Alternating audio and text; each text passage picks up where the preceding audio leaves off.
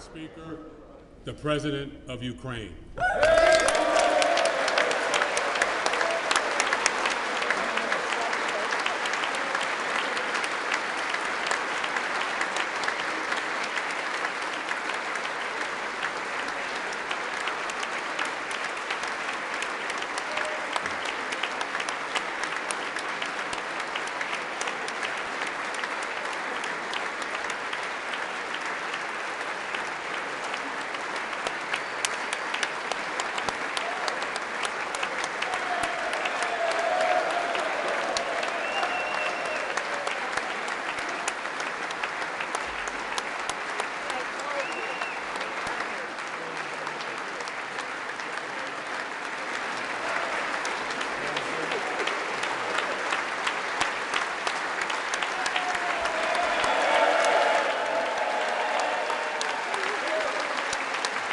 Thank you so much.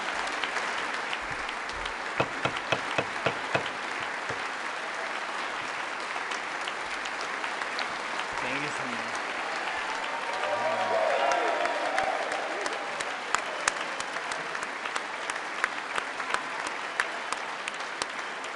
Героям слава.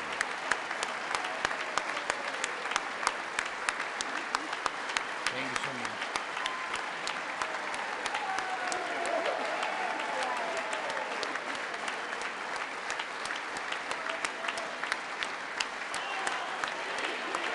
Героям слава!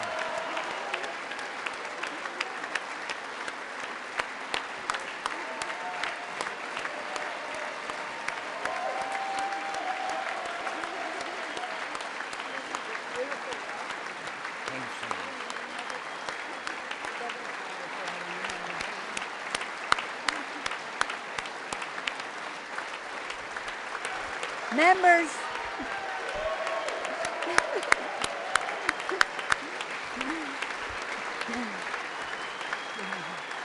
members of Congress. I think it's too much. I think it is. Members of Congress, I have the high privilege and the distinct honor of presenting to you His Excellency Volodymyr Zelensky, President of the Ukraine.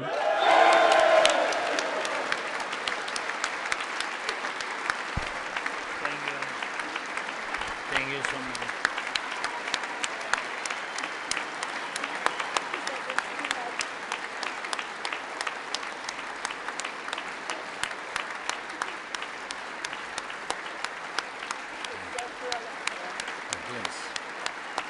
Thank you so much. Thank you. It's too much for me. All this for our great people. Thank you so much.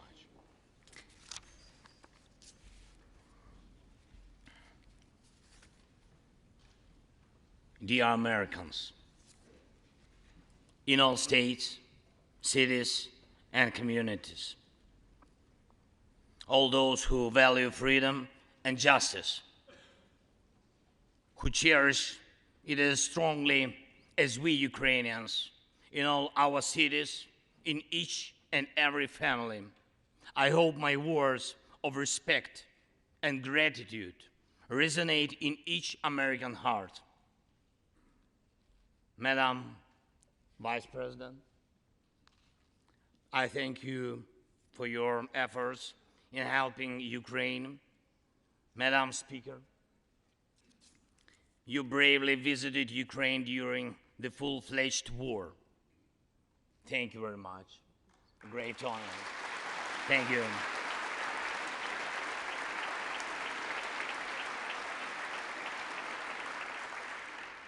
Great privilege to be here. Dear members of the Congress, representatives of both parties, who also visited Kyiv, esteemed congressmen and senators from both parties who will visit Ukraine, I'm sure, in the future. Dear representatives of diaspora,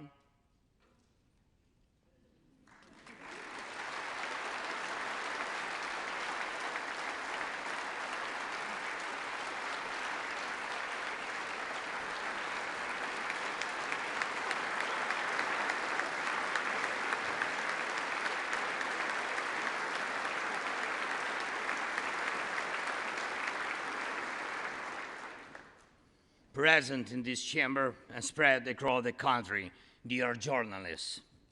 It's a great honor for me to be at the US Congress and speak to you and all Americans. Against all odds and doom and gloom scenarios, Ukraine didn't fall. Ukraine is alive and kicking.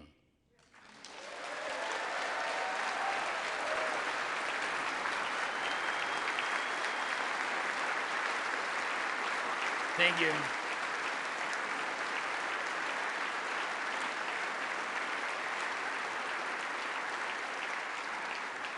And it gives me good reason to share with you our first joint victory.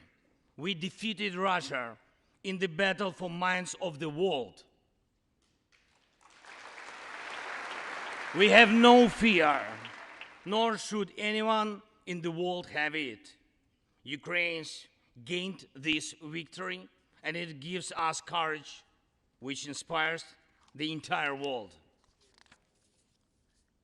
Americans gained this victory, and that's why you have succeeded in uniting the global community to protect freedom and international law. Europeans gained this victory, and that's why Europe is now stronger and more independent than ever. The Russian tyranny has lost control over us.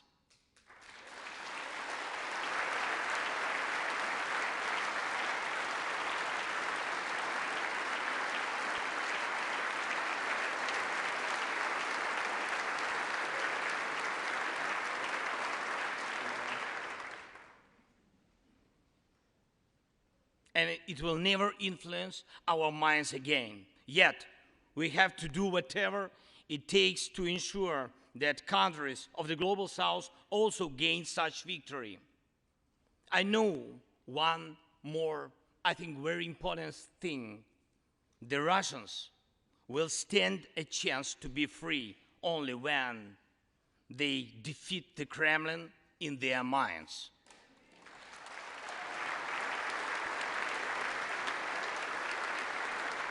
Yet, the battle continues, and we have to defeat the Kremlin on the battlefield. Yes, this battle is not only for the territory, for this or another part of Europe. The battle is not only for life, freedom, and security of Ukrainians or any other nation which Russia attempts to conquer. This struggle will define in what world our children and grandchildren will live, and then their children and grandchildren. It will define whether it will be a democracy of Ukrainians and for Americans for all. This battle cannot be frozen or postponed. It cannot be ignored, hoping that the ocean or something else will provide a protection.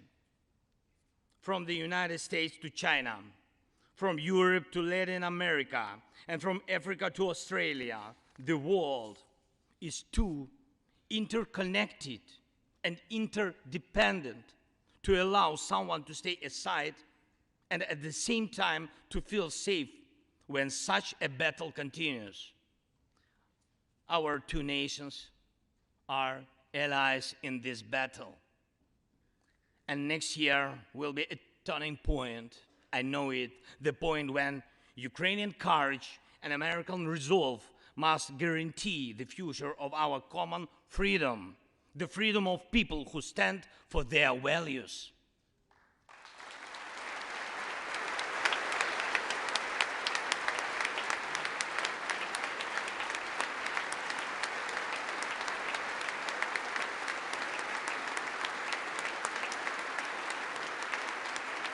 Ladies and gentlemen, Americans, yesterday before coming here to Washington, D.C., I was at the front line in our Bakhmut, in our stronghold in the east of Ukraine, in the Donbass.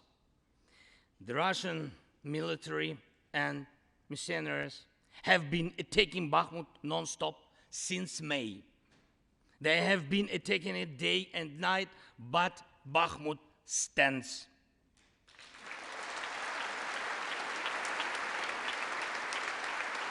Last year, 70,000 people lived there in Bakhmut, in this city, and now only few civilians stay. Every inch of that land is soaked in blood. Roaring guns sound every hour. Trenches in the Donbas change hands several times a day in fierce combat and even hand fighting. But the Ukrainian Donbas stands.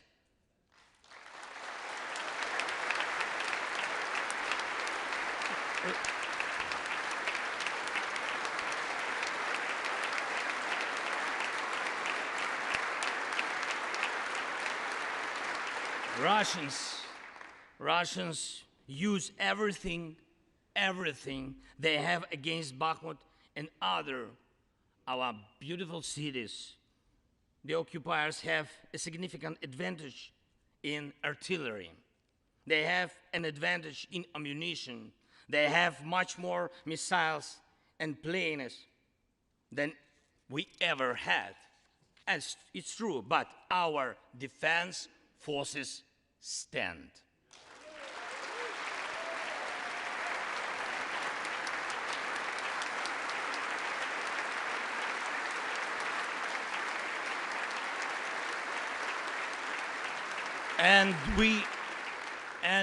And we all are proud of them. The Russians' tactic is primitive. They burn down and destroy everything they see. They send thugs to the front lines. They send convicts to the war. They threw everything against us, similar to the other tyranny, which is in the Battle of the Bulge. Threw everything it had against the free world, just like the brave American soldiers, which held their lines and fought back Hitler's forces during the Christmas of 1944. Brave Ukrainian soldiers are doing the same to Putin's forces this Christmas.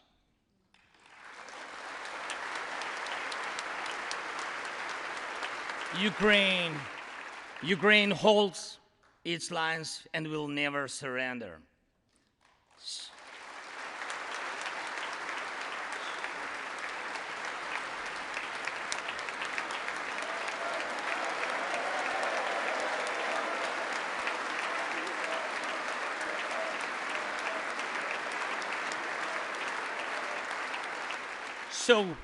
So here is the front line. The tyranny which has no lack of cruelty against the lives of free people. And your support is crucial, not just to stand in such fight, but to get to the turning point to win on the battlefield. We have artillery. Yes. Thank you. We have it. Is it enough? Honestly, not really.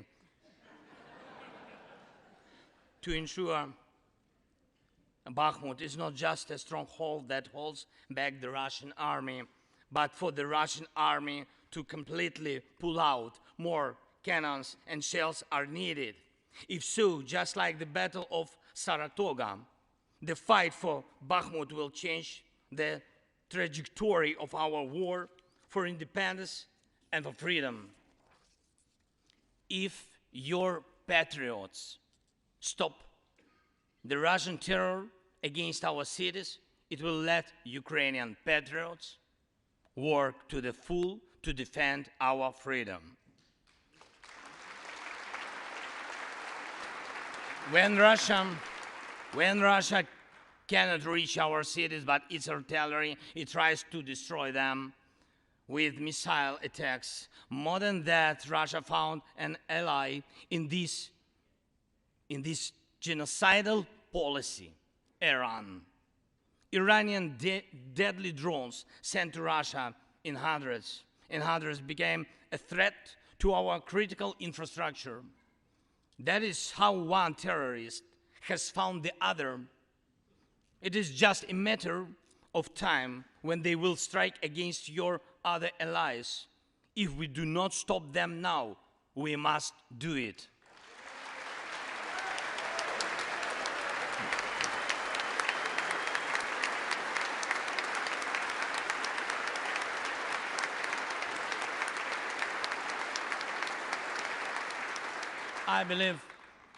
I believe there should be no taboos between us in our alliance.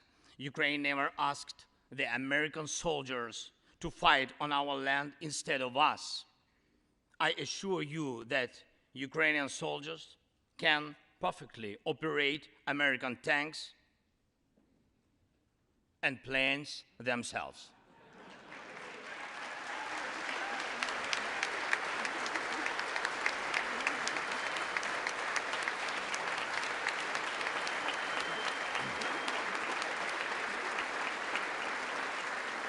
Financial assistance is also critically important, and I would like to thank you very much.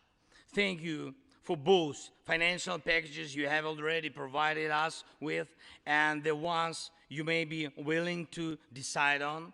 Your money is not charity. It's an investment in the global security and democracy that we handle in the most responsible way.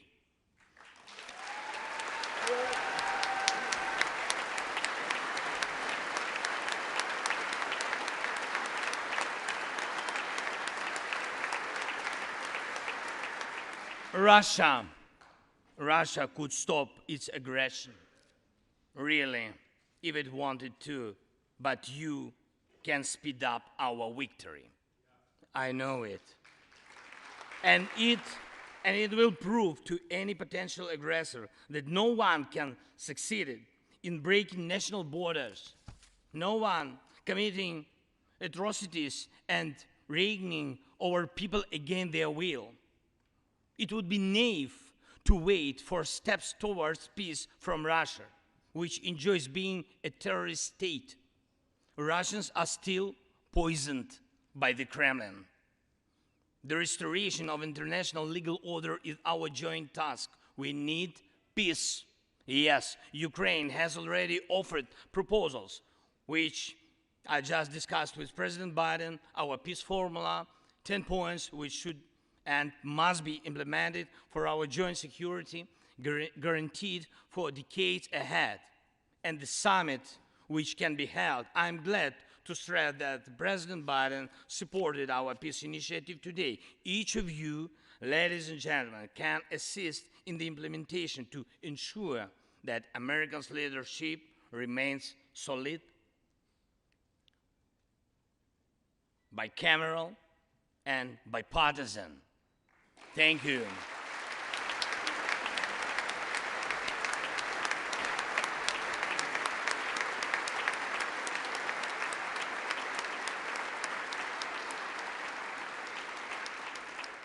You can strengthen sanctions to make Russia feel how ruinous its aggression truly is.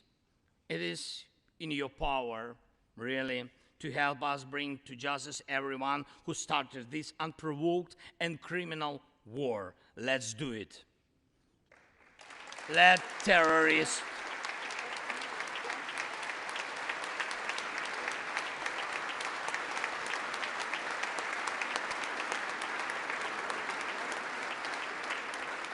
let the terrorist state be held responsible for its terror and aggression and compensate all losses done by this war. Let the world see that the United States are here. Ladies and gentlemen, Americans, in 2 days, we will celebrate Christmas. Maybe candlelit. Not because it's more romantic, no, but because there will be no electricity. Millions won't have neither heating nor running water. All of these will be the result of Russian missile and drone attacks on our energy infrastructure. But we do not complain. We do not judge and compare whose life is easier. Your well-being is the product of your national security, the result of your struggle for independence and your many victories. We, Ukrainians, will also go through our war of independence and freedom with dignity and success.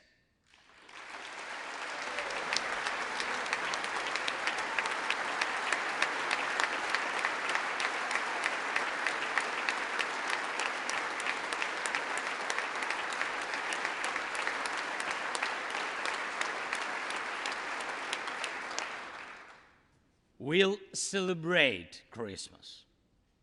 Celebrate Christmas, and even if there is no electricity, the light of our faith in ourselves will not be put out. If Russian missiles attack us, we'll do our best to protect ourselves. If they attack us with Iranian drones and our people will have to go to bomb shelters on Christmas Eve, Ukrainians will still sit down at the holiday table and cheer up each other.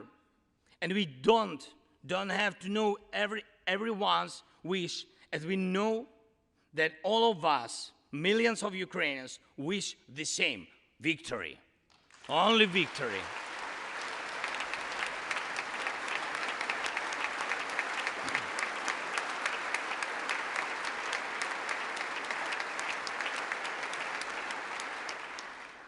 We already built strong Ukraine with strong people, strong army, strong institutions together with you. We developed strong security guarantees for our country and for entire Europe and the world together with you. And also together with you, we'll put in place everyone who will defy freedom. Put in. This will be the basis to protect democracy in Europe and the world over. Now, on the special Christmas time, I want to thank you, all of you. I thank every American family which cherishes the warmth of its home and wishes the same warmth to other people. I thank President Biden and both parties at the Senate and the House for your invaluable assistance. I thank your cities and your citizens who supported Ukraine this year, who hosted our Ukrainians, our people, who waved our national flags, who acted to help us. Thank you all, from everyone who is now at the front line, from everyone who is evading victory. Standing here today, I recall the words of the President Franklin Delano Roosevelt, which are, I think, so good for this moment. The American people, in their righteous might, will win through to absolute victory. The Ukrainian people will win too, absolutely.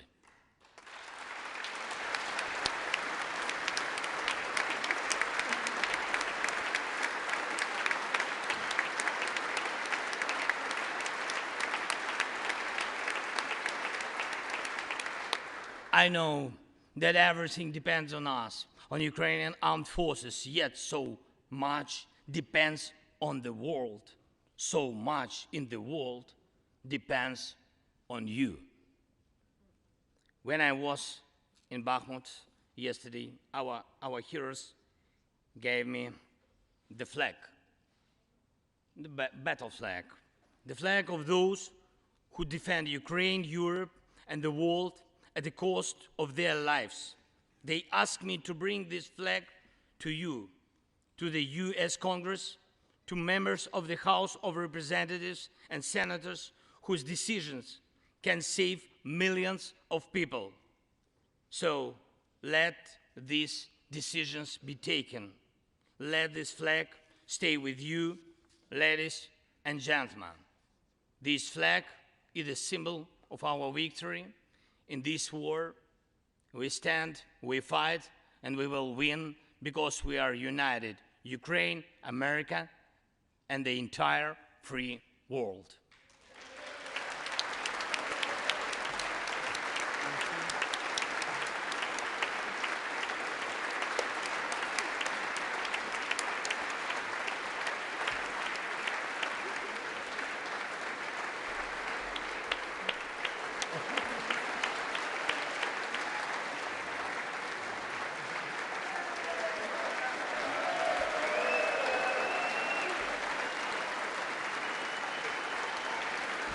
Just one thing, if I can, the last thing, thank you so much. May God protect our brave troops and citizens.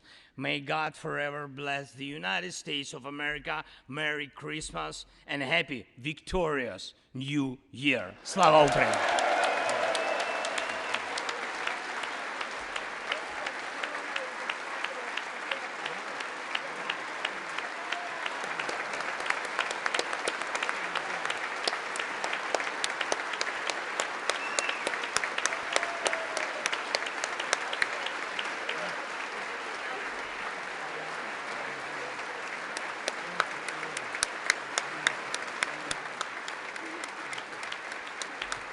Thank you so much.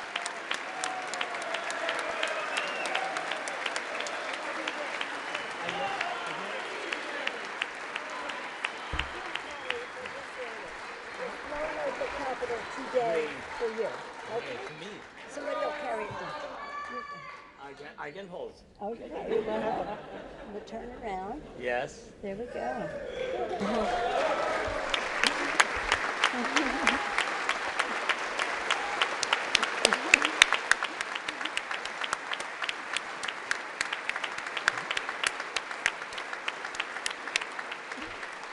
This flag was flown over the Capitol today in honor of the President's visit. Thank you so much.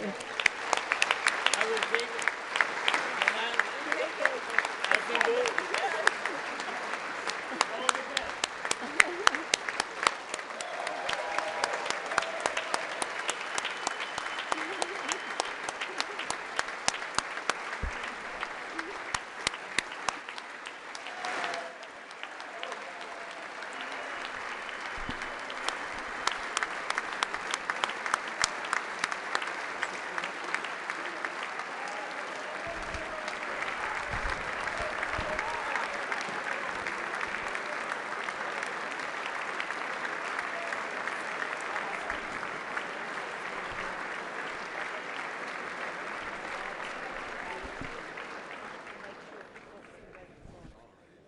Okay. Is he out of the room? Okay.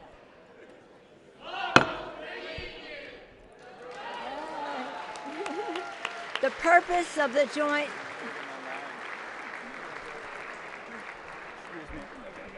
The purpose of the joint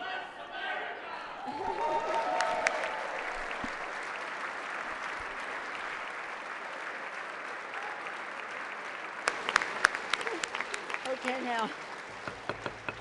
The purpose of the joint meeting having been completed, the chair declares the joint meeting of the two houses now dissolved. The House will continue in recess, subject to the call of the chair.